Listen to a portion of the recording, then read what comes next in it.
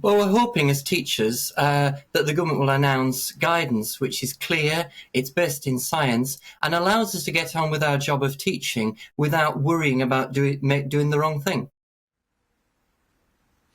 And how does it stop you getting on with your job of teaching as it is at the moment? What is the confusion, what is the worry that you have about the current expectations of teachers and of schools?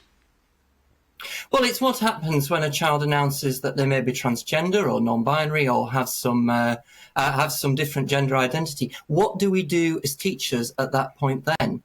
There's the worry about being accused of discrimination or even being accused of being unkind. That seems to be an accusation that's made. What we need, as I said, is clear guidance. There's been very little from the DFE, but there's been quite a lot from organisations like Stonewall and Mermaids and other organisations, but they have a different agenda. And so you're getting the guidance from people who are actually protagonists in the debate and have a view that they wish to enforce. And that's not necessarily the legal position, is it? That is a propagandist position that you may be getting from Stonewall. Well, it is. It is. It's the term Stonewall law has been used in the past. Stonewall have talked about getting ahead of the law, being in advance of the law. But the law's quite clear. That sex is real, and that as far as children in schools are concerned, there are two sexes, and that we can't change our sex. So when a child announces that they are transgender or have difficulties with their sex, then we should help those children, not merely affirm anything that the child says. And you feel expected at the moment merely to affirm what the child says, and not necessarily even to inform the parents? Well, I'm a physics teacher, Jacob, so I teach children physics, and this is an issue for colleagues who are in charge of safeguarding and on the pastoral team, exactly what they share with parents.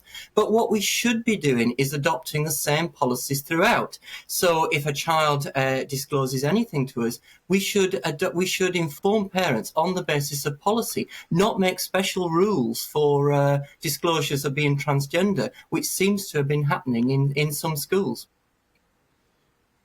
And what are your worries about single-sex education? That if this guidance didn't come from the Department for Education, then single-sex establishments might find they were getting into trouble with equalities law, or at least be accused of that, and it would be a great problem for them.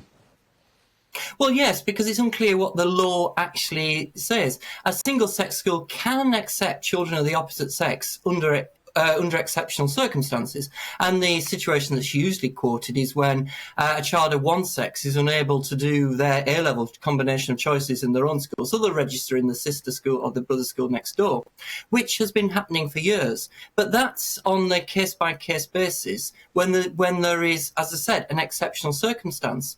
An 11-year-old child arriving in the school who feels that they would prefer to be the opposite sex is something different and presents hugely different challenges for a school. What do we do about sports teams? What do we do about toilet facilities? There's a huge long list of problems and issues that schools have got to deal with there.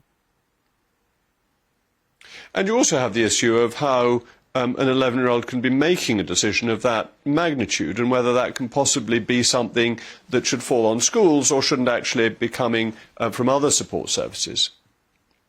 Well, it should be. It shouldn't be a decision that schools take, and arguably it shouldn't be a decision that parents take. If a child is in such distress that they would prefer to be referred to as the opposite sex, then that's an issue for mental health services and professional support there, not for schools to muddle on through and affirm anything a child says or anything a parent says on the child's behalf.